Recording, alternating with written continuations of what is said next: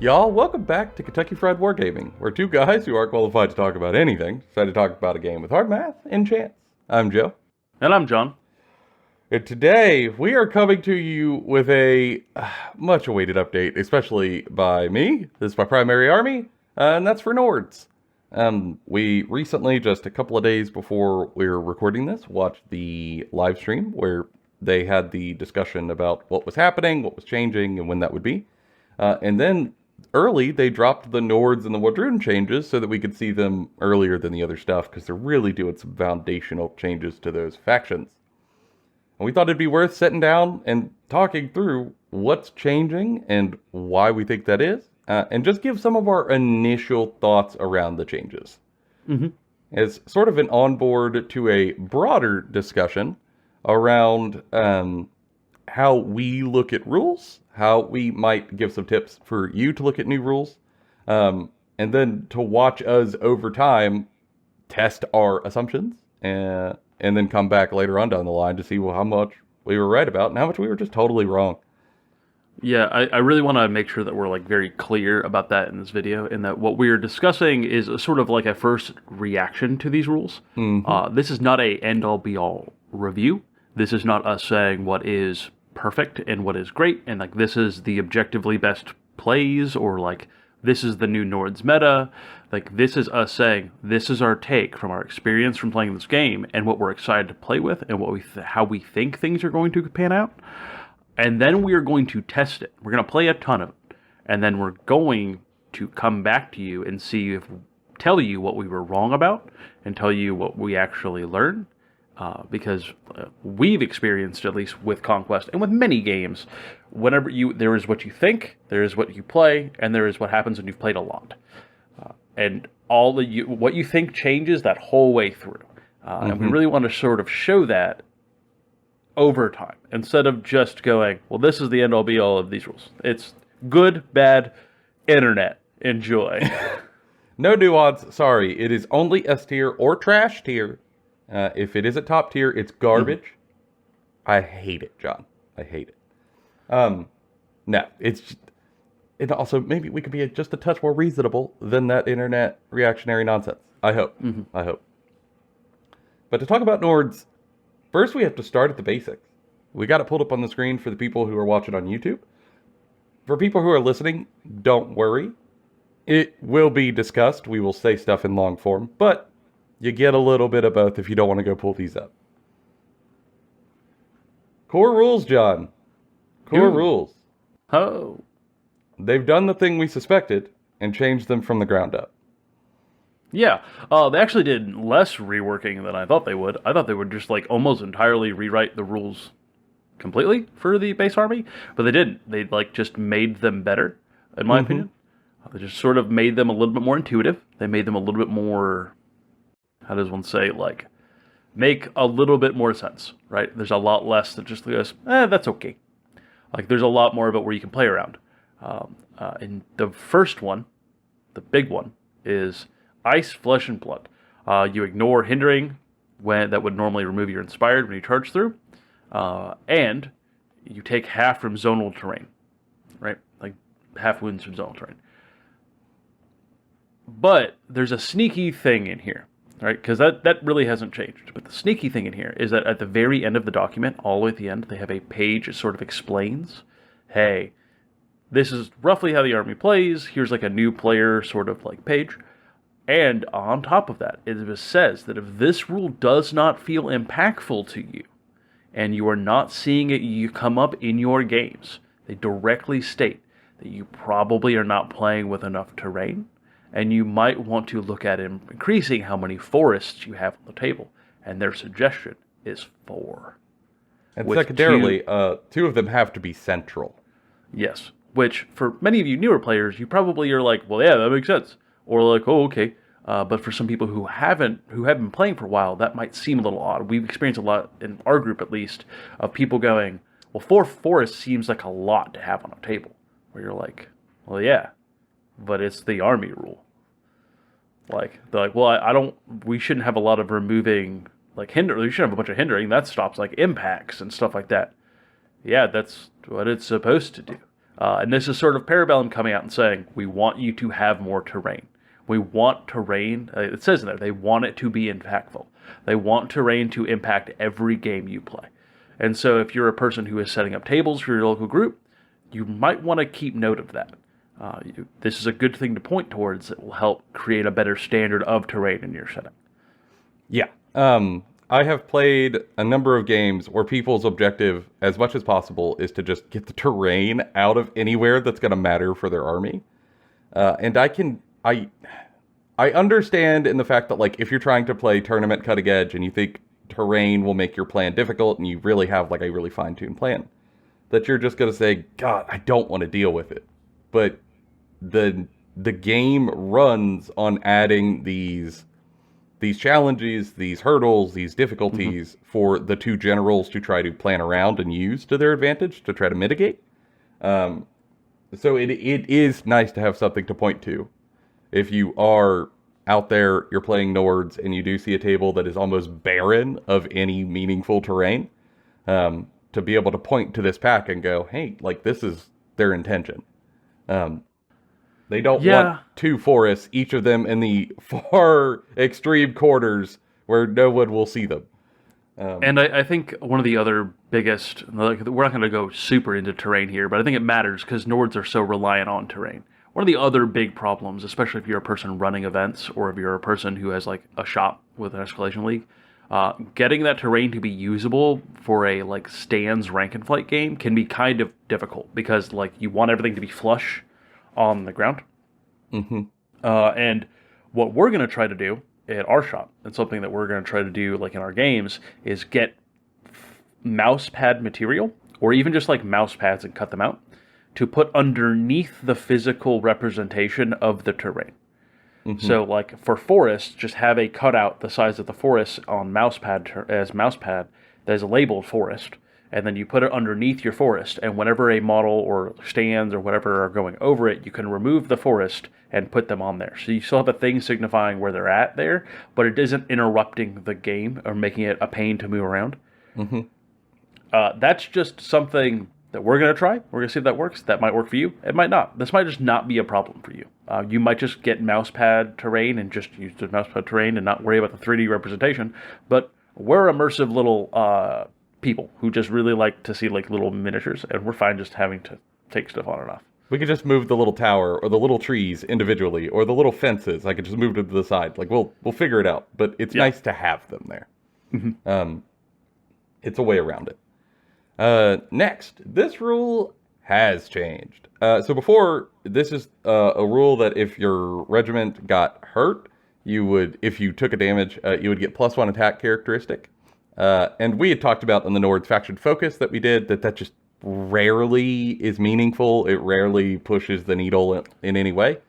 And it was pretty underwhelming in our experience. Yeah, like, it adds some damage, but it's not like a marginal increase. 1 dice added to your unit's pool isn't bad. I'm not going to say no to +1 dice. It's just if a unit is normally swinging 15, then, like, you know, you've heard it a little, now it's swinging 16 or something like that. It matters less. Or if you're in a big unit swing and it's swinging like 25 dice, okay, 28 dice is probably not the thing gonna, like, push it over the top. This, however, has been reworked entirely, unlike Ice, Flesh, and Blood, which stayed very similar. Here, when regiments in the army perform a successful charge against an enemy, its command stand counts as 1 additional stand for the purpose of seizing objectives. And that also counts for monsters. It's just that instead of the command stand counting for +1, it is the monster stand counts as +1. Just a little cleanup. This is really cool. It means that if you do charge onto an enemy unit that is holding an objective, you get a buff to try to steal it from them, to try to raid it, so to speak. The sneaky bonus, though, that I really want to shout out is that this does not exclude light units. Yep. Meaning that if you are, let's say, a light unit, let's say Bow Chosen, you have Bow Chosen, you need to charge onto an enemy objective. Maybe they have, like, a light unit of crossbowmen there or something. You with I don't know why we would ever have these two units fight each other, but I apologize. These are the two light units I thought of. If you had your bow chosen charge the enemy crossbowmen, normally they would get in there and the bow chosen would murder the crossbowmen, but they wouldn't hold the objective. They would just be there, sort of contesting, so to speak, but would not hold. Now, even if they don't kill any stands of the crossbowmen, bow chosen would take it because it's a light unit. It charged. It's still +1. Total of 1. And I think that could lead to some really tricky tech plays for lights, or just in general, your mediums and your heavies doing a better job of stealing points, which is very cool. And I think fits the flavor of a raiding sort of army quite well.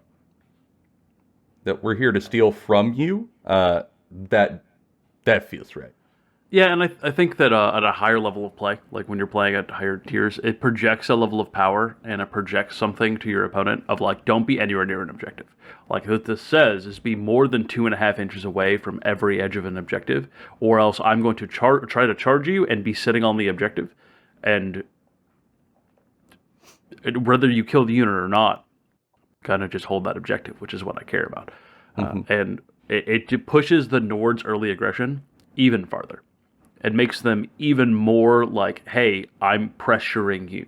Like the Nords' game plan is still, I'm going to pressure my opponent until they make a mistake and then capitalize. It's just how they do it is very diverse now. I also think it is less front-loaded to just like the first 2 turns or 3 turns. Yeah. And now that pressure spreads out. And now, which is healthy, in my opinion.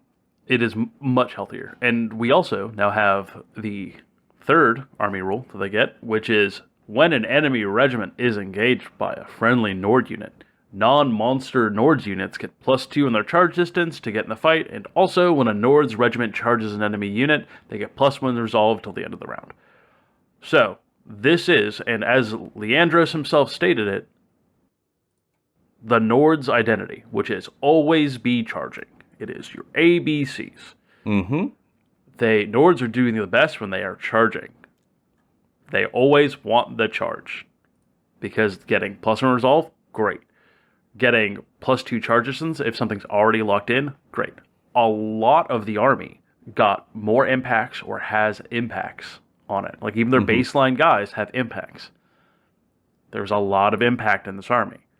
It's not cavalry style impacts. It's just a lot of little bits here or there, locking you up, getting you in, sort of brawling.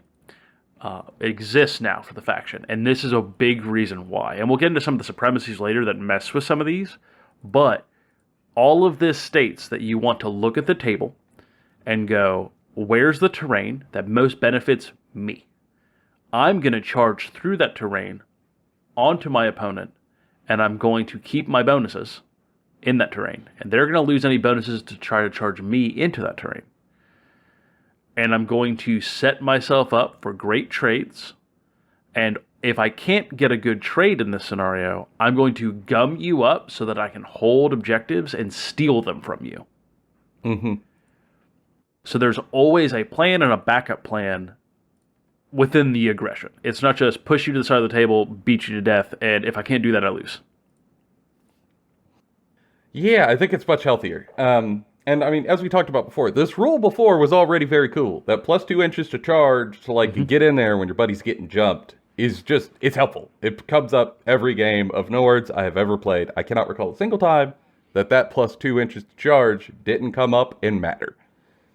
However, the benefit on the end is new. The +1 to resolve when charging. That you are amped up, you're hyped up, you want to get in, you want to get stuck in, you want to get to grips with a foe. That's going to really help some of the Nords' durability, what we have talked about before, has been lacking in the past. Oftentimes, we have talked about how like you have to trade up effectively between one or, like, on average, I'd say you would want to trade up on 2 or 3 enemy units, and then accept that pretty much every other fight you're going to get your teeth kicked in because you have no armor saves and you had low resolve, right? This is a way for you to try to mitigate some of that. to, at least for the morale, take less damage on the clapback when you're getting in the mix.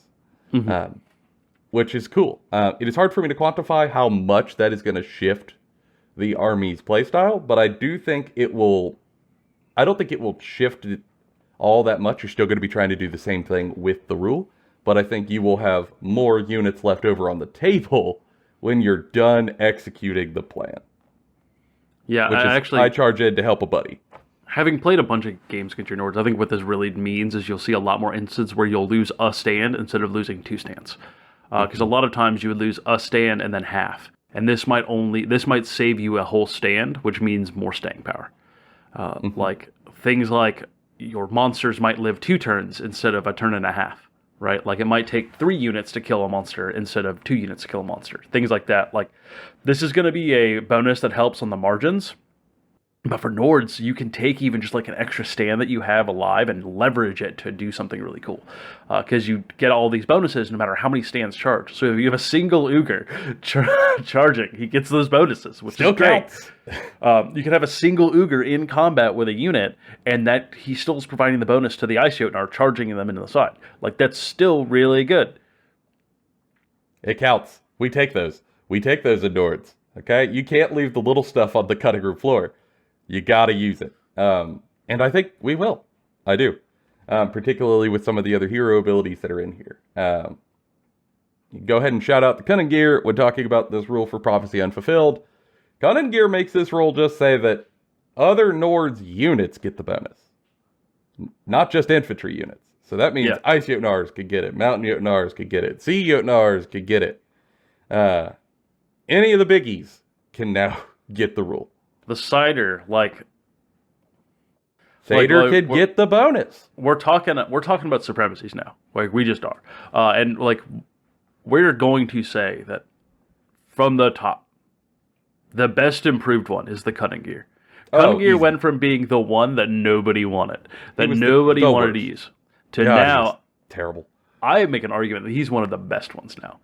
Because that sounds really simple. Just like, everything still gets prophecy unfulfilled, even if it's a monster. The change is, you're gonna take monsters. Like, you're gonna take Jotnars. And being able to get +2 charge on Jotnars is really good. The ability to get +1 resolve on Jotnars, when they charge, is pretty good. Because they're gonna be coming in on turn 3. And so by turn 4, they're gonna be punching dudes. They're going to be in combat. One Jotnar's coming in turn 2. Yeah. So, like, I think this is going to see more play than previously. I think it's great. And then the changes to the actual War Scroll itself will make him even more playable. I mean, Regiment, not War Scroll. Wrong game. Oops. Oopsies. But the other ones, right? You're going to see one of the lesser changed ones, which is the Blooded Vargir Lord. They changed the keyword around. Now there is a keyword for Half-Bloods. That's new. That's that keyword thing we were talking about in our predictions. Yeah. So it's like Werewolves, Ugers, things like that. This one, like, I'm glad that this Supremacy stayed because it was strong. Like, it was good. I'm still a little sad that we don't have different ones for the Vargir Lord and the Blooded. I kind of wish they just had different Supremacies. This is still good. It's still playable. I'm going to not complain too much, but I do kind of wish they had another one that they could look towards. I wish one was more tricky and one was more aggressive, but... so be it. It's okay. It's okay. After that is the Jarl, which, full disclaimer, Joe doesn't play Jarl lists. Joe doesn't play Mortals. He does not play Mortal Nords. He does not like the Mortals, for the most part. He plays enough Mortals to get his monster, and does not super like Jarl and Stalk. You kind of like Stalkers, but like you don't really like Raiders, that kind of thing. The Ulflin Jarl, it's fair. But I think the Jarl is pretty good now. He has lost some of what he did previously. He still can give out opportunities to things, but his supremacy is friendly mortal regiments in the army gain his tribal tactics as if he was in the regiment. And which so we're going to talk... Functionally speaking, he can still give all mortals opportunists. We'll talk about it. Yes, because... So he did change, but he also kind of didn't change, but also he has more flex now. Yeah. And we'll get into what tribal tactics are later, because there's multiple like regiments that use tribal tactics, and they are like a sub-theme within the army now, which is very cool, and we will get to that. Yes. So he is there for that. The Jarl list is for if you want like classic Vikings. Like if you want classic Vikings, you bring a Jarl list. Mm-hmm. You want a bunch of bodies running up the board, regular humans doing the business, playing KG, getting in the flanks, tearing people apart.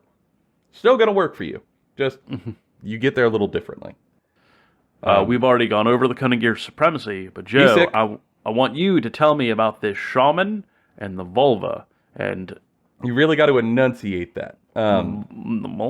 Every time.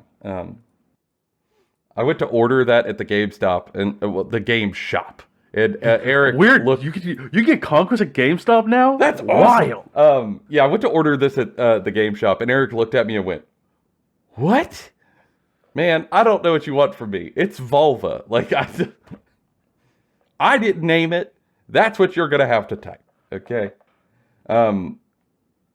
Yeah, so Shaman and Vulva, they got combined together. Now they share one Supremacy ability. They both have Divine Protection.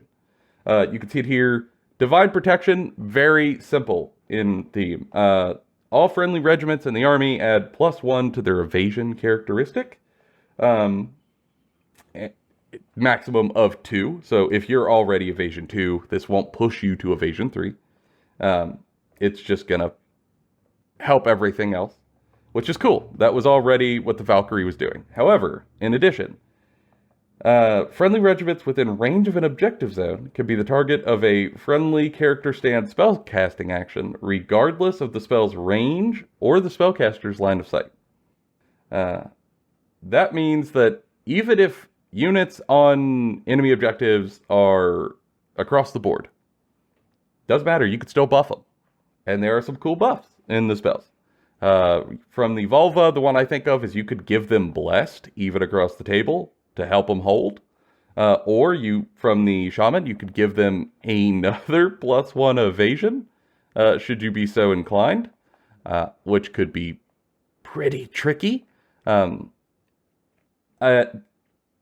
now this, while different, I think has gas in it, it's just going to be hard to play at first. If you're a brand new Nords player, I think Shaman and Vulva would be hard to see where the potential tech is, where the potential combos are, until you understand how the spells work and where they work and where you want to pop them. But if you are someone with a little bit of experience, I think there is gas in a list that's either ran by a Shaman or a Vulva. I think personally prefer Vulva, but I could see either. Where you're then using stuff like MSU squads of trolls to be evasion 2 all the way across the board for them. And then stuff like Mountain Jotnar, who with evasion becomes much more appealing to try to pressure the table and take some wins. Yeah, and I think where every other Nords list is aggressive pressure list and a different flavor of that aggressive pressure list, this is the one list that says, nah. This is the defensive Nords list. Like, this is the one that you're going to bait people into charges and then counter-charge them. You're going to leverage your casters to sort of control the board while getting on objectives. Like, this list gets on objectives really quick and dares your opponent to come take them from you. It is a very techie list, I think. I think this one really wants you to leverage certain situations very well. But like Joe said, I think that this is the... If you are inexperienced with the game, you're going to lose a lot of games in trying to play this list, and you're going to go, why? And it's not going to look apparent at first, because it's a sort of, the sum of its parts create a greater objective. Yeah. Like greater strategy. For example, one of the things you probably wouldn't notice if you were new is like, okay, let's say you're taking a Shaman, right? Everything across the board gets +1 evasion. Okay, cool. You have a Mountain Jotnar. He's really good at taking objectives. Okay. Mountain Jotnar gets on an enemy objective. He's evasion 1. Because he's on an objective, he's now automatically within range to be casted on. You give it the buff, where the Shaman can increase evasion even more. Now it's evasion 2. Now whatever thing they were going to send over there to kill the big monster, their big cleave 3 unit, has cleave nothing. And you have really just like confounded your opponent in a reaction to them declaring a big hammer piece. And you've just slowed down their whole tempo with that little trick. You can also just take like you can take a blooded with a big brick of trolls, right? And throw, they get the extra evasion, so they can be evasion 2. And then you can throw the cast from the Volva onto them if they're on an objective to make them blessed. And so all of a sudden, this big unit of trolls that can regenerate are now blessed. So you can't kill them you can't one-shot them. So they're gonna heal, and then next turn they could possibly heal even more. Now they're evasion 2, re-rolling defenses. They've also got Oblivious. If you like the Blooded, you could give them some keywords to make them even more difficult to deal with. Mm-hmm. There is some weird tricks that play different than the rest of Nords, and I think that is a huge feature, not a glitch. It's just, you're going to have to work a little harder and get a little galaxy brainy to see it. Especially if you decide that you want to bring like the Cider or the Cedar with like a Mountain Jotnar and then like a Sea Jotnar, or a Mountain Jotnar and an Ice Jotnar, to really back that up to have some beef. And then they can still be targeted on objectives with spells. So you can just all of a sudden turn those already pretty good beefcakes who are going to be doing a lot of good objective game and just making them even more of a pain. Like, it's very tempo, it's very reactionary. And like, though this is the last sort of supremacy ability we're going to talk about, I think now is a great time to explain that this was all of the sort of changes design-wise we were looking for. Like, we have described 4 distinct ways of playing this army just from supremacies alone. Mm-hmm. And then within those supremacies themselves, there are different ways you could leverage and play. So not only are each of these supremacies going to be their own list, but each of those lists will have variations in addition. Now, which of those is the air quotes best one is still up in the air. But the fact that all of these exist and can be played around and tested shows how much they thought about this design. And that's really cool for the rest of the faction. Yeah. Looking at it, I have no idea which one will end up being the go-to competitive choice. I could see enough to see that some of them will be harder to get mileage out of than others. But this isn't how it was last time, where I opened up the book and immediately went, crap, well, these 2 or 3 are just not showing up. And now, I don't know. If you really had the skill and wanted to tinker, I think you could make any of these work in almost any setting, other than maybe at top cutthroat competitive. Even then, I think skill expression and army experience could do a lot with lists this reactive. Yeah, I think at least my experience with Conquest has been your list matters, sure. And the strategy you have for your army matters. And what your army can do matters. But how you play your army in this game matters more than anything else. And the fact that there are many ways to do that for this faction means that you can find the way that works best for you and how you approach games, and then you can start doing better. Mm-hmm. Which is great. For Nords players who might have felt bad because they had one way they could play and that maybe didn't mesh with how they looked at these games, this is a huge boon. Yeah. Because that was one of the things we talked about on the last episode for y'all who watched it when we were predicting what was coming. The thing I did not want is for the previous playstyle to get nuked, right? Because don't get me wrong, I want to play a different way than how we were playing before. With the tricky trading, die on objectives, die on circles way of playing Nords, which won a lot of games, but didn't feel the way I personally wanted. And so I wanted more playstyles. However, I think it's important for us as a community to not want to kill the other playstyles, because some people love those existing ones. And so my big want was I wanted change, I want more options, but I don't want to get rid of what's already there. We could just, if we have the right mindset, we could make this work for everyone involved. And it seems like the designers fully agree that we could have all of these playstyles. You could have the Kunin gear if you want to go hard into big stompy monsters getting the bonuses. You can have the Jarl if you want to go hard into a ton of mortals. That's all you, have at it. You could go Blooded and Vargear Lord if you want to pressure the table early, auto in a bunch of stuff on reinforcements, try to drown the body, try to drown the board and bodies, great. And if you want to get tricky as all hell and be staggeringly defensive at sometimes, Shaman and Volva, why not? And it makes it to where no one's left out in the cold, at least I don't feel. And even if these things don't all hit the same, even if in 2 months, 3 months, there is one best winner out of this whole pick, right? Because who knows how this is going to develop. At least the core design philosophy is such that they didn't lean into just one and they didn't cut people out. And I think that is a colossal win, regardless of how the balance develops over time. I think it's worth shouting out. Yeah, and now we will go into the individual characters. So we're at the point in the show where we're going to start talking about units and like their stat profiles and how things have changed. We're going to start with characters, but we're going to tell you we are not going through everything. There is too much to go through in a single show. We are going to sort of like pick some callouts later that we're going to call out specifically and talk about a lot of the new stuff. And we will probably have more to say about all of the units in our follow-up episode where we're going to actually test all of this stuff. But here we're going to cover every character for the most part here, because I think they are sort of the core of Nord strategy in a lot of ways. Like units will enable them to use the rules in a better way, but the individual characters are sort of what are sort of setting things up. Right? They're the foundation that you build from. Yeah, I fully agree. And so the first one is Blooded. He is basically unchanged, which is great because he was great before. Like he hits like a truck. He's pretty good. The biggest change is just a flavor win. Is he can go in brutes now, so you can have a blooded lead Ogres, and I love it. I think it's great. Ogres already slap. They're my boys. They're my lads. They do the job every time. They've never failed me once.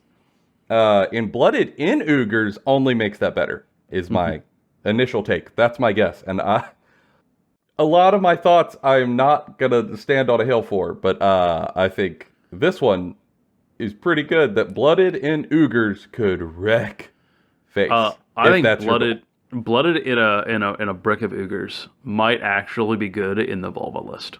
Like there's an idea in my brain there that works. What? I don't think Ogres have any evasion. Hold on. Sorry, everyone. I'm going to scroll down and look at this really quickly. Just sort of emergent thoughts. I don't think they do. They do have Oblivious, though. They do have Oblivious. Where are my boys? My big blue boys. They're my lads. Okay. Evasion 0, base, D2. So you could pump them up to Evasion 2 with a spell from the Shaman, and then also cast the Volva spell on them to then give them Blessed. So you could have Evasion 2 Blessed Ogres who don't need a damage buff because they already destroy in melee with Cleave 2 and 5 attacks, and with the Blooded in there. And then have Oblivious, so they don't really care about morale. And so you could make pretty durable Ogre. Also, they're going to be Resolve... What's the Resolve? They are Resolve 3 base. Resolve 4 on the charge. Yes. Which is pretty good. What's pretty good? Blooded? Blooded is Resolve 3 based. Okay, so yeah. Yeah. Resolve 4 on the charge. Hugely impactful. Yeah, so if you wanted to make them tanky. Or you say, to hell with it, I don't want them tanky. I just want the Ogre in the Blooded to have Blessed for reroll all hits, because I want to murder something now. Yeah. Okay, great. Do it. Yeah. I think that could be pretty spicy, and if nothing else, I just think it's cool. The Blooded is a yoked dude. He could pass the deadlift test. He could go in the Yuga unit. Good for them. Otherwise, still the same. Yeah, and now we're going to talk about the Jarl and the Kunigir at the same time. Because this means we're going to have to talk about tribe tactics. Yeah, so the Jarl, mostly unchanged, stat profile-wise. Like, still does what he does. The tactics is what changes him. Same thing with the Kunigir, right? The Kunigir still has his amazing melee profile. He's a great duelist for whenever you somehow make that work. But really, what it means is in his Brick of Huskarls, he will just punch a thing to death. It's quite good. I actually think he's a far better duelist now. Because before he was 8 attacks, 0 cleave for the Kunigir. And that no cleave hurt him so badly. It was painful. Now, you drop an attack, so he's down to 7. However, cleave 1 base, terrifying 1 base, now we're talking. And No. Clash 4. So, like, he is base Clash 4. So, if you get that drop on him, he's still just like, nah. Nah, Hitting I'd on win. 4s, rerolling 6s. Yeah, I think the Kunin gear has far more gas and is perhaps for me tied for another unit for most improved. Kunin gear before, politely, despite me trying to make him work, and like of my 30 over 30 games. Good lord, am I almost to 40? However many games I played, a lot. I have probably run the Kunin gear in over 3/4 of them trying to make him work. And I could never make it happen. I'm just not smart enough. I couldn't get the matchups. Now, though, I don't think I'm going to have to work nearly so hard. No. He wrecks shop, and whatever you put him in, he's going to help. But the key to both of these, both the Jarl and the Kunin gear, is that you get access to tribal tactics. And tribal tactics is what sort of define these two characters as battlefield commanders. And one of the things to note about battle tactics before we get into what they individually do is that there is a choice to be made here. You do not make this choice at list creation. You make this choice when you sit down to play that round, like that game. Which is so key. It's so very important. So what that means is you get to pick which tactic you want to use against which opponent, which is great. It takes this mechanic, which could be kind of hard to utilize, and makes it way more interesting. Because you can pick against your opponent, you can pick against the mission, you can pick against the terrain, which fits the flavor of what this is, right? Like you're making a tactical decision based off of who you're fighting, where you're fighting, and what you're fighting over. And especially because of these characters. Like, because the whole point of the Jarl and the Kunin gear is that they've seen just, like, hundreds of fights in their time. They've been on thousands of raids. Especially the Kunin gear, because he's an exalted, he's big, he's huge, he lives longer. But that both of them are really seasoned warriors and have become seasoned commanders. And that when they roll up to the field, they know their foe incredibly well. They have that cunning derived from experience and survival. So they know how all of these races operate. They're not ignorant. They're not, this is where we get to push back against the, like, dumb barbarian tropes. That they're very intelligent. And they're going to understand how spires react in a fight. They're going to understand how Old Dominion reacts in a fight. How 100 Kingdoms react in a battle. How the Wegum react in a battle. And all of these foes they have fought before are predictable in some ways. And before the fight ever starts, will command their leaders to lead the regiments in very particular ways to compensate. Whether, you're going to try direct assault up the front to smash and grab before they get there if you're going up against someone slower, like maybe a Dwegum or an Old Dominion. If you want to draw them in and flank them, again, like an Old Dominion or maybe 100 Kingdoms, to get rerolls and get them on the side where they really don't like to deal with that. Or to take the flanks, to shut down their scoring altogether by, like, tying them up so they can't do the job they were trying. This flavor is great, and the effects are also quite good. But, like, I want to anchor this in fluff first. Yeah, and I think that even if you just look at it from a rules point of view, this rule isn't, yes, I win game. Like, this is very skill expression-y, that's very rewarding to play, and that you will get better at using the more you play with it. Especially when you look at some of the masteries, and one of them is to get to change it mid-game, right? Which is so tricky. Which is very good. Like, it's very good. And what this does is it takes a faction that I think has definite builds for, like, newer players that are like, this is the easier eat crayons punch stuff build that you can play early. And then there is also a build that is super techy in the Shaman Volvo, which is like all tech all the time. And then this is the nice middle ground where you're like, I want a little bit of brawling, I want a little bit of punch, I want a little bit of just, like, good stuff. But I also want to be able to leverage that in a way that can win me the game. For a sort of all-comers sort of reactionary list, like a mid-tempo list. And this pushes that. And it's very good design. It's very interesting. I really, really, really, really, really like it. I think that this gives something to Nords that Nords didn't have before in a large way. It's really, really good. It existed nowhere. And we're going to play with this in the units. But Well, so this means that for both Kuningir and Jarl, right? You show up to the battlefield, you roll up, you see your opponent, and then at the start of the game, you choose a tribal tactic that you want active. Your first option is direct assault. The regiment that the character is currently attached to counts as heavy for inflicting wounds on objective markers. Meaning that before, you could only inflict 1 wound per action for your units. Like, let's say your foot troops. Let's say this Jarl is in a unit of raiders. Raiders before could only inflict 1 damage per action. Let's say you got lucky, you inflicted 1 on the charge. Sure, from your little impacts. Now you go to activate. Again, you're only a light unit. You can only inflict 1 damage. That means maximum. If you got a little lucky, you do 2 damage to an objective. You don't break it off the rip. Direct assault says you do it like a heavy, meaning each activation can do 2 damage. Meaning that even like a Raiders unit with a little bit of luck can pop an objective in 1 turn. That gives you so much tempo and pressure. I love it. You really got to push for it, but it's an option. And that does... that it works for anything your character stand is attached to. Also note, though, for Jarl, everything that's immortal is going to get this, not just the unit he is in. Mm-hmm. And there's a different mechanic for the Conquest that interacts with this. You will talk about it when we get the bow chosen and steel chosen. Next is draw them in. The regiment that the character stand is attached to gains the opportunist special rule. Pew. Meaning that Jarl still does Jarl things if you liked Jarl's previous ability. Before, it just said he gives, like, infantry or humans, or I don't remember. I don't think they had keywords, but he gave infantry opportunists. So you can still do that, and it's going to go to every human in your army.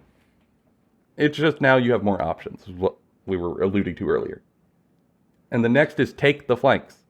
While the regiment that your character is in is engaged in an enemy's flank or rear, the enemy regiment does not count towards seizing objectives. Meaning, if a unit with this rule... Excuse me, sorry everyone. If a unit with this rule gets in an enemy's flank, that regiment does nothing for holding a point. Yep. Not a damn thing. And that's going to be much more likely with your +2/2 charge stuff that's already engaged. And that you could give this to all of your humans if you're playing Jarl. So someone's going to get in the flank. I think this would have less gas if you only were giving it to a single regiment, but he can give it to more. And this could really hurt an opponent's battle plan. Absolutely. Which I think is key. And those are the same for both Kuningir and Jarl, which I think is worth pointing out. They just apply them differently. And then, after the tactics, we go to the casters of the Nords, right? We're going to talk about the Shaman and the Volva, because they are mostly unchanged. Yeah. Shaman changed the most. Yeah. Some of their spells changed. Their spells are in there. We're not going to go over all the spells. That's a lot to go through. But the big thing is that Shaman no longer gives Vanguard to infantry, which is a nerf, sure.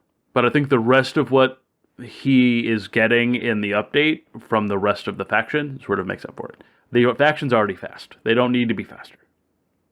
Like, they really don't. And y'all, like, we got to be honest with ourselves. When the Shaman was that much of an auto pick for many, many, many, many people, that might be a problem. And we have to just kind of acknowledge why that was the case. And being able to give that to multiple units per turn was just a lot for a warlord. For this faction specifically, that already has so many speed and flank and yada, yada, yada. It leveraged it in a way that was different than when something like 100 Kingdoms leverages it. Yes. Popping down to Volva, again, largely unchanged. She still does the same sort of thing. The big thing is that her Supremacy ability now matches the Shaman, is far more appealing, and her spells got retouched, some of which are really good. Just gonna quickly shout out one of them. The spell down here that, what is it? Warbringer's Light, I think? Yes, I think Warbringer's Light. Gives a regiment blessed until the end of the round is really good. Really, really good. And yeah, it has scaling, but like... What if it's on a monster? Exactly. Like, I don't care about your scaling. What if you put it on some Steel Chosen or something? I'm not going huge blocks of them anyway. Like, that's pretty good. Pretty good. But now we go to King of Monster Trucks. King of Monster Trucks. The one, the only. The Cider. Or the Cider, as they call it. Or I guess here in Kentucky Fried Wargaming, the Cider. Or cider. The cider. It is autumn. I'm feeling some cider, John. I'm feeling a little parched now. I could use a little bit of cider. Little spice cider. You know what I'm saying? It's true. It's true. So, I mean, let's be honest, okay? Jotnar cider, totally new. Okay, we're going to go through his war scroll. We're actually going to talk about it because he's brand new. And also, I just really like him, so you're going to have to deal with me being excited. Jotnar cider, largely, in short, is King of Monster Trucks. He kicks ass, he takes names, and enables other Jotnar to do that same thing. Yep. That is the cleanest way I could put it. Like there's a lot of words on his regiment sheet to say he makes giants do their thing better and like lets them win on objectives while they turn objectives into WWE rings and then brawl on them. And then force you into this Hell in a Cell match. Yeah, because one of the things we wanted from Nords was we wanted to see more of a brawling thing, right? Especially from the Jotnars, especially from the Ugars and things like that. What this guy does in a very clever way is goes, this is an objective game, you still need to play it on the objectives. Yes. But we're going to allow you to turn those objectives into fight pits. And then we're going to make you really good at fighting in those fight pits. And that is very smart design. That's really good. They didn't make the Jotnars unfucking killable. They didn't make the Jotnars these like monster punching machines. No, they went, we're gonna give you some tech, and that tech's gonna enable you to have a cool moment. Trust us. And like that's super cool. I super love this, like from a design perspective. I love the idea that my Jotnar cider walks onto an objective and then looks at 8 units of Old Dominion Legionnaires and then recreates the raid redemption as they fight over this one point. And over a single Chuck E. Cheese, out of everything that comes in. It's awesome. On his stats, largely, it's what we expect. You got move 7, volley 2, but he ain't shooting shit. Clash 3 native, really good. 12 attacks, quite good. Resolve 4 base. On the charge, that's Resolve 5, y'all. In the right warlord. In the right warlord. In the right warlord. No. On the charge, everything gets it. I think. I'm pretty sure. Hold on. Double check. Might we have made a boo-boo live on air? And also, this is what we want to keep in, because we want to show that, like, even us, who care a lot and really tried, and spent like an hour and a half, hour 45, writing notes to do this, are still going to miss stuff. So, quick note. Be nice to yourself. There's a lot of shit to learn. That's true. Okay. So when an enemy regiment is currently engaged by a friendly regiment, other non-monster friendly regiments add +2 to their charge distance when charging that enemy unit. So he is not going to get the 2-inch bonus base. Unless you take the cunning gear as your warlord, but this is why you take the cunning gear as your warlord. But then there's a break. There is a space in the next paragraph. In addition, when a regiment in this army performs a successful charge against an enemy regiment, it adds +1 to its resolve characteristic until the end of the round. So they all get that. Yep. Giant or not. Everybody gets it. Pretty good. Resolve 5 on the charge is pretty good. Especially because you are going to be charging objectives. A lot. Yeah, because the way that I read this regiment is that what the Jotnars are supposed to do in the army is you're going to come take the board on turns 1, 2, 3, right? All of your mediums and lights are flooding onto objectives. And your opponent is going to clap back and probably take some of those objectives away from you. And then whatever they do, you're going to send your Jotnars and go bet. And those things are already probably a little damaged, a little hurt from having to fight your other dudes, like your Fenrir Beast Pack, your Golters, Huskarls, yeah. Yeah. And then out of nowhere, from the tightrope, a mountain Jotnar comes down and goes, "Urgh." I love it. I love it. Defense 3 and evasion 2. So even like a bajillion cleave, don't matter to me. It's whatever. I'll go to evasion 2. That's fine. That's very cool. The thing I want to point out though of the Jotnar Satyr, which is it's very small. You might miss it. It matters so much. Is that he's a medium. He's not a heavy like the other giants. He's a medium. Yep. Meaning he could get on the board and respond to your enemy faster than the others. And also, like a little fringe benefit you might not realize is there's not a lot of flank in the game anymore. Like we'll get into that with the Woodrune changes, but a lot of flank has been sort of like toned down. And so there's going to be a lot less guaranteed units on the table.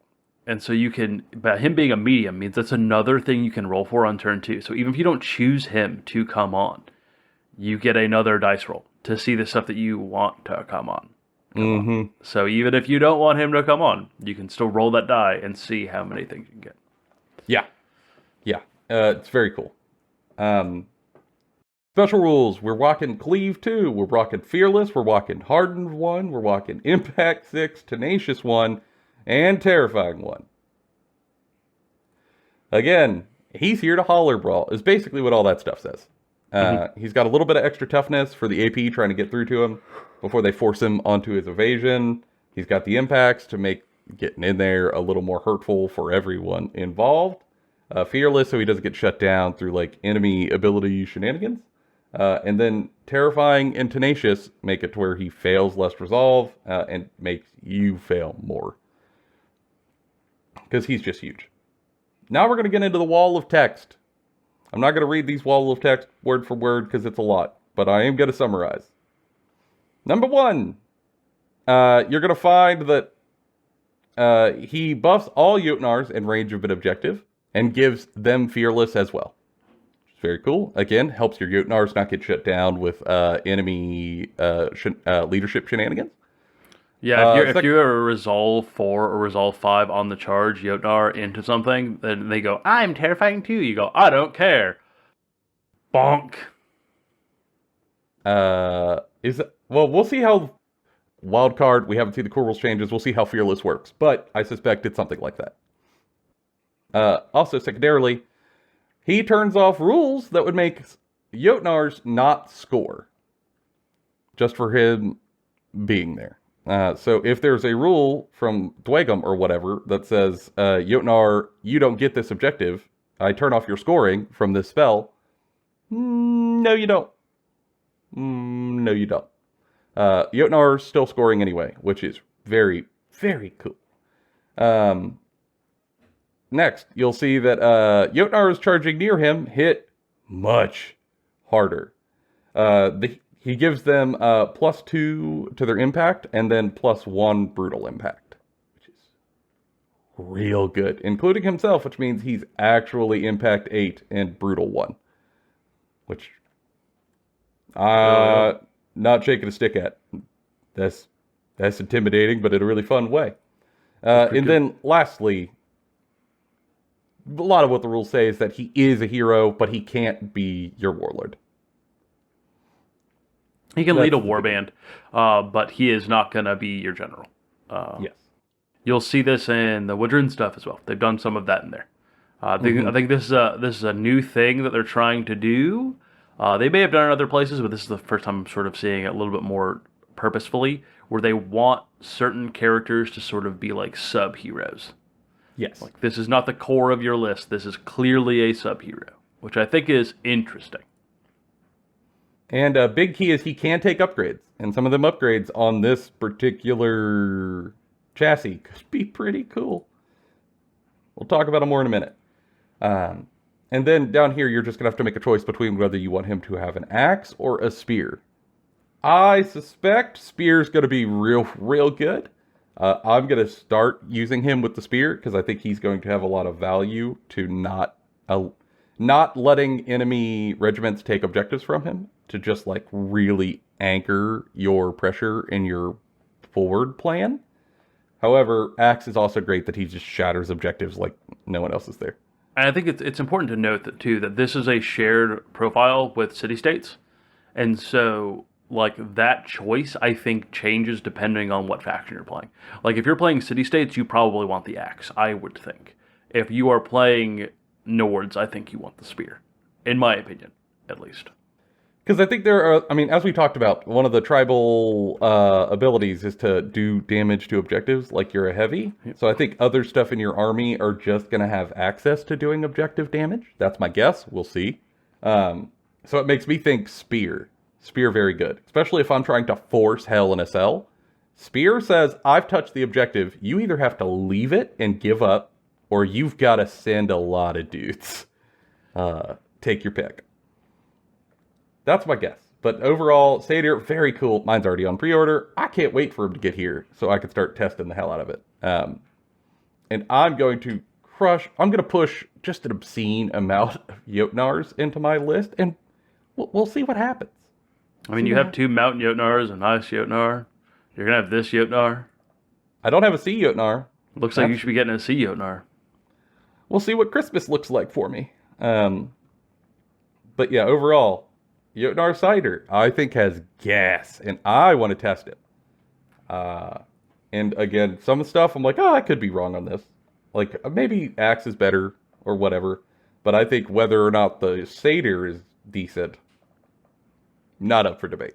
We could quibble on points and stuff, but I think the War Scroll itself has gas. Yeah.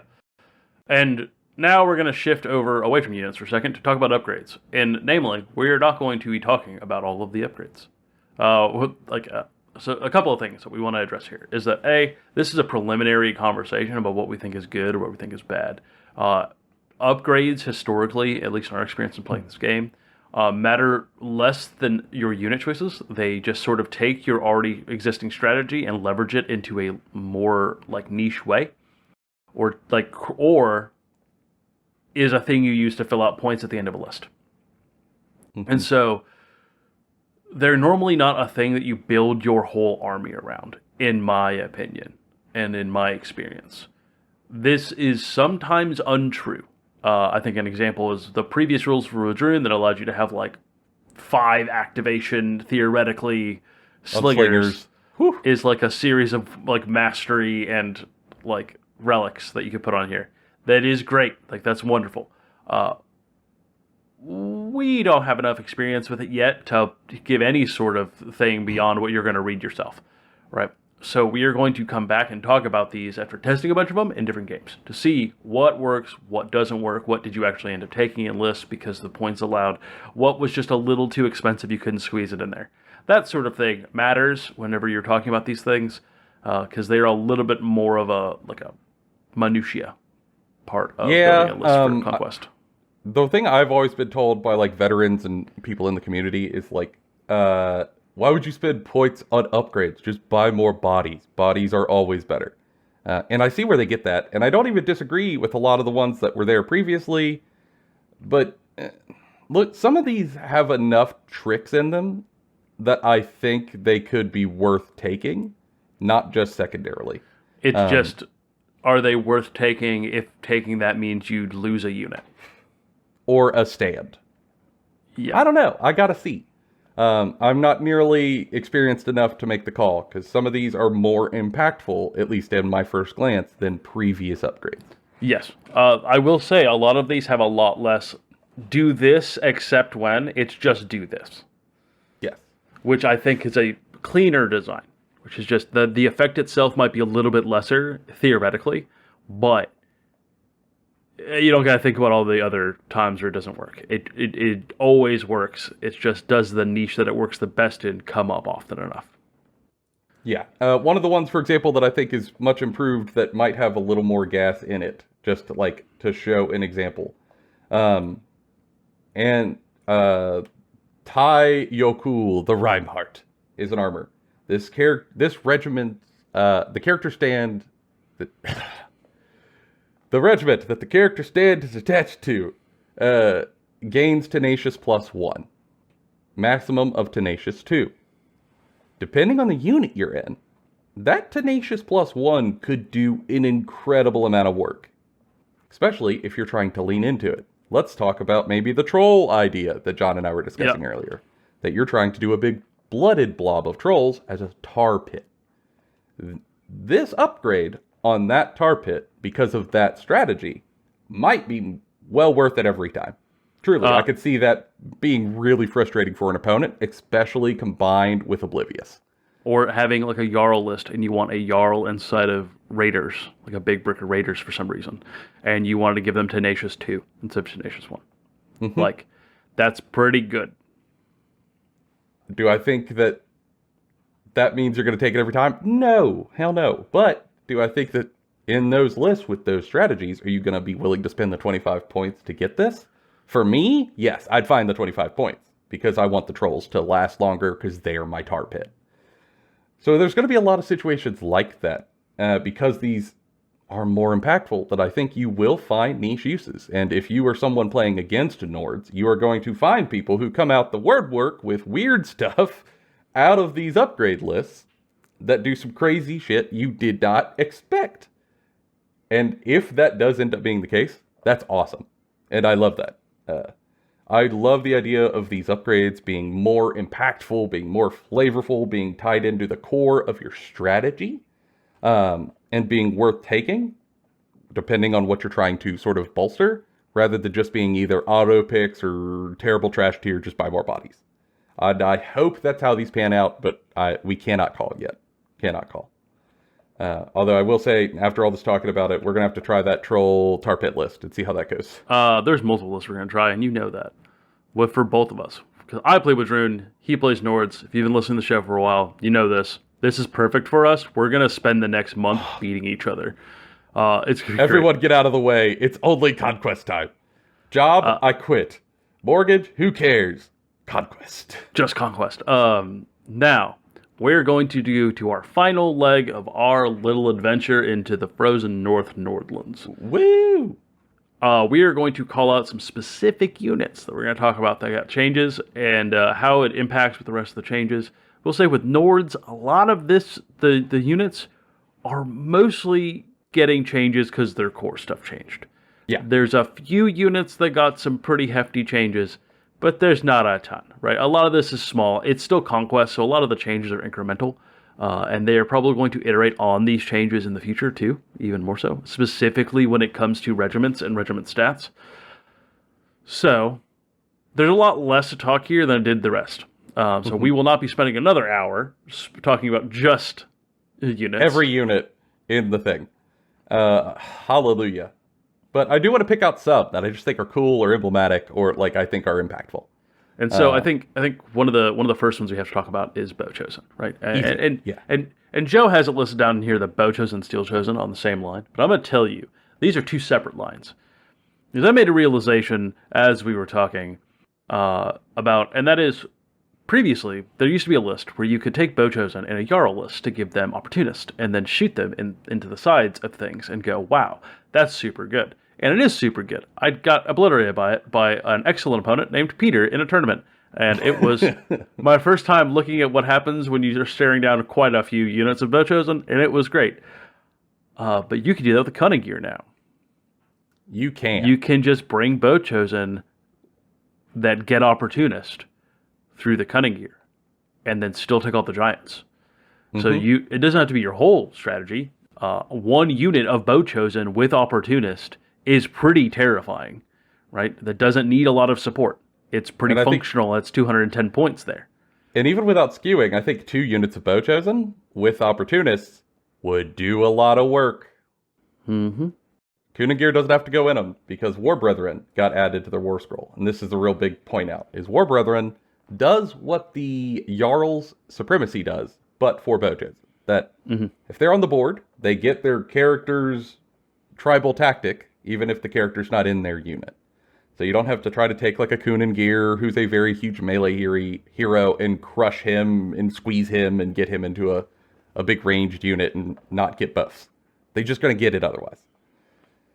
Which means that, you know, if you put him in a block of Huskarls or something, just to escort him around, and he chooses Opportunist at the start of the match, and you brought 2 units of Bow Chosen, they're both going to get it automatically board wide. Well, I think that what this really says, right? what I think is a good play here, right, is to bring a big brick of Huskarls with Cunning Gear in there, and then have 2 units of Bow Chosen that are on the sides. You pick Opportunists at the beginning of the game, and you're going to leverage that Opportunist the most in the early game with the Bow Chosen. Look, sort of like challenging, making your opponent have to charge your Bow Chosen front on, or get shot in the side and die. Mm-hmm. And then, after a couple turns have gone by, you can then switch to the tactic you think is going to be the most beneficial in the later part of the game, as things like your Giants are showing up, your Still Chosen are charging on objectives. You have all these other things, components of your list that are doing other things. And so it takes what was a skew strategy and turns it into a tool you can use in the beginning of the game to make your opponent do things you want them to do and leverage against that. Mm-hmm. Which is great. Like, that is wonderful. That's some, like, we're getting into 4D chess, and I love it. Love it a lot. It's 4D chess, but it's 4D chess if it was also about, like, professional wrestling, which is... Yes. Mm-hmm. Mm-hmm. Mwah. Yeah, so Bow Chosen, I do think, well, you look at their War Scroll and go, oh, no, it looks the same to me, and it is. It's really not, though. So, like, keep an eye out. I think you're going to see some changes in application. Next.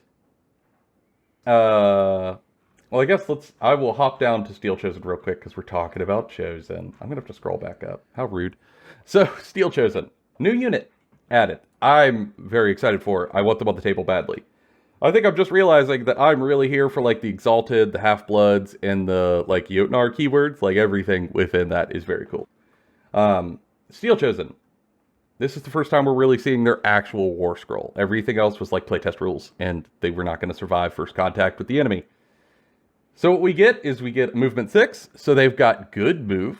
They don't have the, like, 5-inch move. They got 6-inch move. Very good. Clash 3 native. Real good. 6 attacks per stand. Great. 5 wounds per stand. Great. And defense 2 base, evasion 1. Defense seems kind of underwhelming. That's okay. So, special rules. Flurry. Just re-roll everything natively. Why not? Flurry. Holy shit, that's where we're starting. Okay, great. Line breaker. What are shields? You get no shields. No shields for you. Shield bastion? I don't care. None of that. Yeah, it's quite good. And then Impact 2 on top of it. And again, I think the Impact 2 is kind of underwhelming on its own. I think the key for the Impact 2 is that if you take the what is it, All Out Assault tribal tactic that lets you do damage to objectives like a heavy, the Impact 2 gives you the chance to one-shot objectives with that tribal tactic. Meaning pretty good. Your Steel Chosen could charge an objective. Let's assume it's a minimal squad. You got no leaders, no nothing in there. They're going to get 6 dice on impact. Odds are 1 or 2 of those are going to sneak through on impact when they're rolling on native 3s. And then you're going to get to clash it and sneak 2 damage through. And there's no sneaking. You're going to force 2 damage through with Flurry on an objective. And you can, I think, fairly often one-pop an objective because of that impact's existence. It's very subtle. It doesn't look like much off the rip, but it matters. Because they are also War Brethren, much like the Bow Chosen. So wherever the Husky is, whatever he's given to the unit he is in, Steel Chosen are also going to get. Anywhere on the board. Yeah, and I think one of the other things is just like, normally we don't like to talk about points here, but this is a 180 point unit. Mm-hmm. So it is very points efficient for what it brings. Like, when I saw the points for this, I went, that's pretty good. I would have paid 200. Yeah, I think the downside for the Steel Chosen that keeps them from being 200 is that they have a very low defense, right? Like, that defense 2, evasion 1 is going to get obliterated if you get caught flat-footed. But I think that's a fair trade-off. Yeah, that, like, the 5 wounds keeps you up a little bit, but... Well, and on the charge, you're going to be Resolve 4. So, like, that's going to help you some.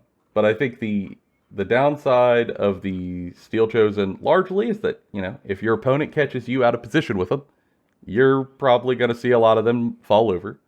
But if you pilot them well and catch your opponent off, oh, they're going to have a real bad time. I do think the Steel Chosen, much like everything in this game, but even more so as the Steel Chosen, live and die based off of where you deploy them. If your opponent can like react to them well, they're going to struggle to do anything. But if your opponent reacts to them poorly, you're going to leverage that really well.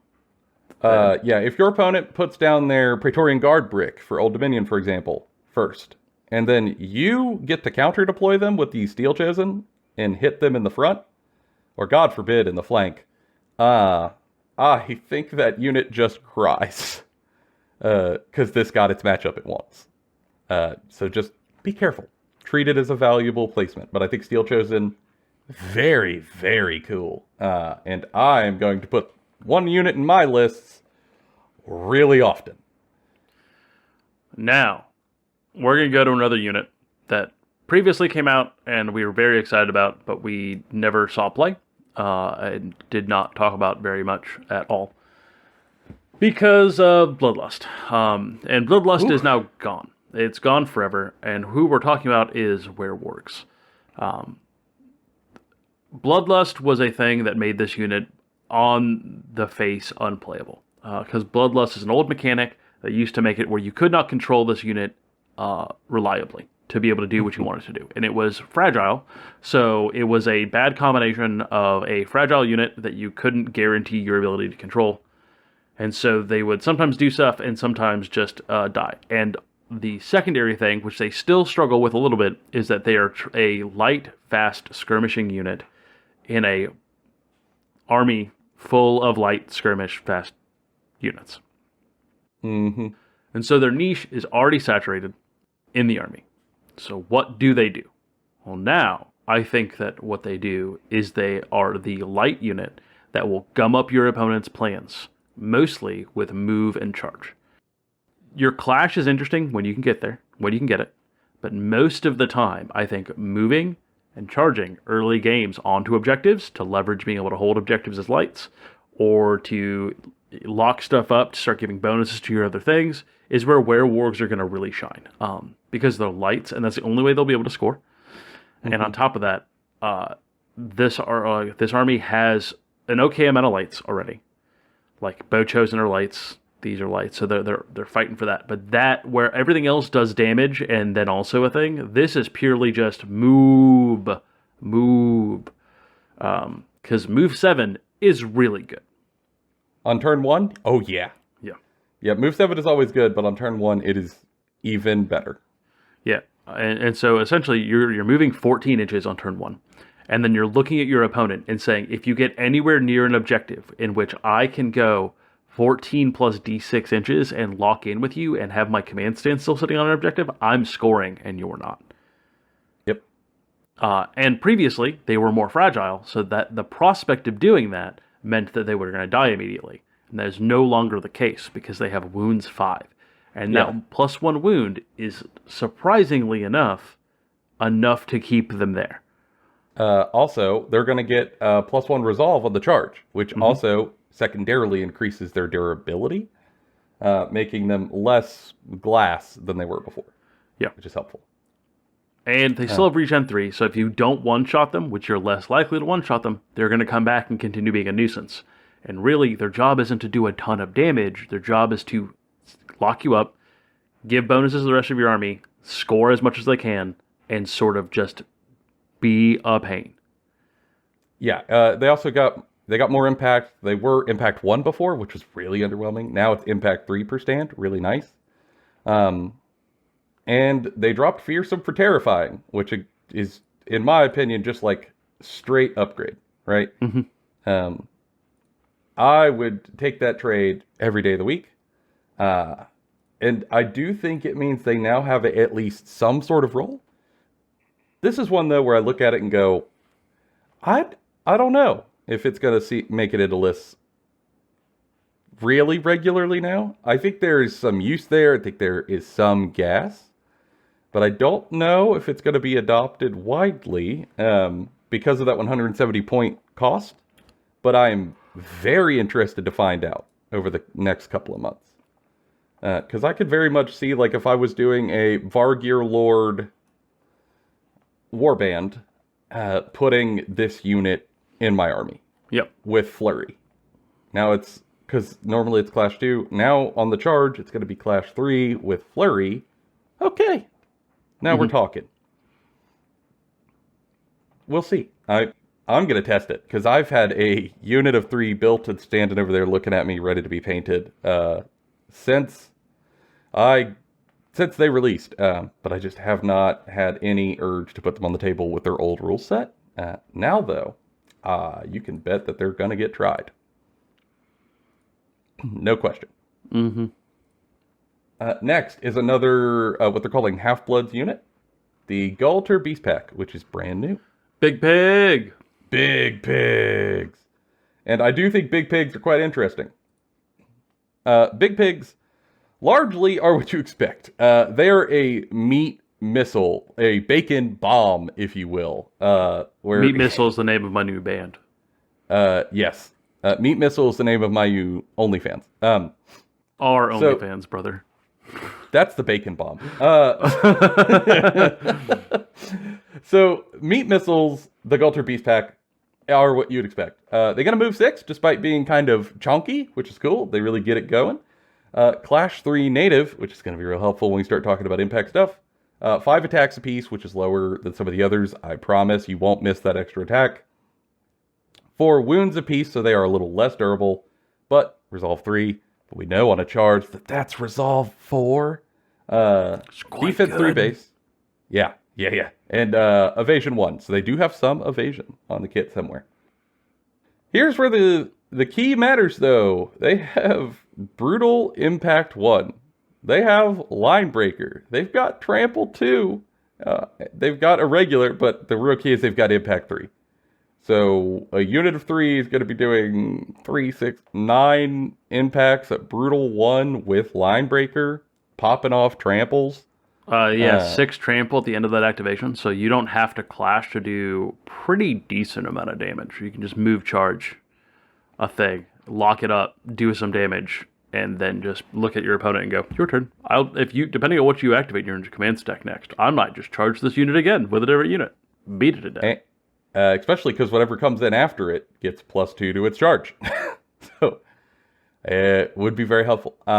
And also, if you can get the charge clash off, great, even better. Again, with the Line Breaker, the Clash 3 base, I mean, you're going to be on Clash 4 for all those attacks if you can get the charge clash. And with Line Breaker on top of it, I think you are going to see them do quite well against otherwise tough nuts to crack for Nords. And I do think that ends up becoming their job in the army. I also think that this unit is a really good example of a lot of Nords design now, which is we want you to be charging. We don't always want you to be charging clashing, but there is a lot of benefit to move charging. And we're going to provide you even more benefits for doing that, because a lot of times there are things in which they just want to charge clash. Yes. Almost every army wants to charge clash. They don't want to move clash, move charge if they can avoid it. This just says, now we're doing it. YOLO. As they say. And then in you go. The Galter Beast Pack, looking at it, I definitely, like, all of this, when I read the scroll, like, this roll, it came to my head very quickly. And I think against really tough units, like City-States blocks, or Praetorian Guard from Old Dominion, or any of those, or Household Guard blocks, blobs, or whatever, like, any of those units that are really, really, really tough nuts to crack in big solid formations with their shields that is hard to get around the side of. The Galter Beast Pack, I think their big job is to either go eliminate outright, or to soften them up enough to where now they're not a threat for your other units. And that's what their job is, to trade for value like that. And I think in a lot of cases, for value with Line Breaker, they're going to trade up fairly consistently. That's my guess. We'll see if I'm right. I'm going to test it. I'm going to order. I've already got the Satyr on order. I'm going to order Big Pigs. I'm going to order Steel Chose on the moment they're for pre-order. I want to test them. But I very much see a place in my army for a unit of these. You might even place an order for another unit of Bow Chosen. We'll see. I don't want to. I loved painting my Bochos, and I'm real happy with them. I think they look beautiful. God, they were time consuming. So you probably won't see me running that Bochos and tech because I don't want to spend all that time doing all them fancy edge highlights and gradient workups and stuff again. But pig. I also think if you wanted to be really clever, you could do 2 units of Gulter Beast Pack under a Vargear Lord, giving them flurry and whatnot. It'd go hog wild, so to speak. But it would be a tricky sort of niche to try, but I think it could work. You just have to really pilot them well and prioritize their activation in your command stand. Mm-hmm. Like, you would have to just accept that some of your units are going to activate in weird orders to accommodate the double Gulter Beast Pack needing to get damage in. Yep. But if you build the army correctly, you could maybe make that be worth it. Why not? Well, we have one final unit we're going to talk about. It's been a joke unit for a while. It's a thing that a lot of people make fun of. But I think, and you think, he got gas. Hello, everyone. You might notice that we have to cut in very quickly with some clever editing trick. And we're wearing different clothes very suddenly. And now there's a sword in the background. It threw off the whole flow. The weather changed where I'm at. How wild did that happen in just a second? We're recording this just 2 days after we recorded the episode that you're currently listening to. And what the segment you were about to go into was really, really big, over-the-top explanation of excitement around the Mountain Jotnar getting rules changes, you can see on your screen here, about how this rule was going to make him count for 6 on objectives. It was very cool and gave him a job, and how I thought that was very neat because I couldn't quite find a role for him in my previous army other than being a distraction to die. And then we used that to talk about some other game design stuff and philosophy. But it has been 2 days, and we have been notified that this line on the Mountain Jotnar is going away. So, we are making this insert to replace this segment and try to at least educate everyone correctly on what the rules actually are rather than leaving that old segment in. And if I remember correctly, there might be some allusions to this piece in other parts of the episode. If so, I apologize. We're going to do this big edit to cut it out and correct everything, but I don't know if we could catch every little mention. But yes, Mountain Jotnar, if you haven't heard, this line is going away. Otherwise, though, the scroll you see on the screen is correct. Yeah, and I think what makes it weird is this isn't like makes the Mountain Jotnar garbage tier. It just like it's being taken away, and the reason for why it's going away is reasonable. It's because when you spam an all monster list, it creates NPE, like a negative play experience for the people that are like playing against it. And for some factions in the game that didn't get a rework, they don't have any tools to deal with objective play. Looking at you like 100 Kingdoms. So like it makes sense. We understand why. It's just now the Mountain Jotnar goes back to you take it because you want to bring an Ice Jotnar or a Sea Jotnar with a cider. Not because you wanted to bring a Mountain Jotnar. Like, he's there to, like, take up space, take up an opponent's activation, maybe in your command stack, maybe he fights some infantry, maybe he steals an objective late that no one's on.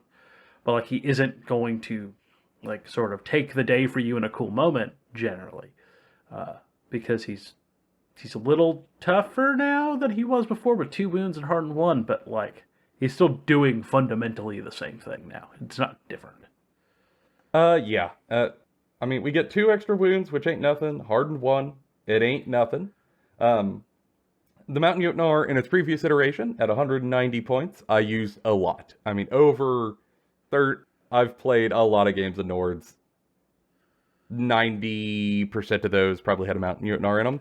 And I've played 30 to 40 games of Nords now in the old rules. So I've played a lot of Mountain Jotnar. I've tried him into every faction in the game. I have put in some reps with Mountain Jotnar. And he isn't terrible. Like, if there were some scrolls that you look at, like Kunin Gear on the old scroll, and say, wow, that's really underwhelming, or that's really rough, and he doesn't do anything. Jotnar, not that case. So this getting a little buff is pretty nice. Really, the issue for the Mountain Jotnar, for me, isn't around just raw stats. It's instead purpose. You know, what is the purpose of the Mountain Mutineer piece in the army? And the answer to that is I don't really have one that's really outright straightforward. What I've found in the testing for me in my experiences is that the Mountain Mutineer generally, he goes out and he goes to try to fight something. And if he's up against something that's actually tough, something that's really hard, that he's like a monster trying to crush through, he's probably not going to get the job done. You know, if he goes up against Ash and Dawn, or one of the other huge threats in the meta, that like a big blob from City States, for example, he's going to bounce. He doesn't have the fight to do that, but he has just enough fight to also not feel great just fighting infantry. Feels like overkill, which kind of leaves him in a weird place when I'm building my list. I have found some success with it as just a distraction piece that runs up the enemy's side of the board, gets tied up, does what it can until it dies. And I just treat it as an expendable meat missile to tie people up. And I suspect that even though this is more expensive than the old one, it will probably still do that job of being a meat missile just fine. And with 2 extra wounds and hardened 1, maybe it meat missiles for a touch longer before it dies.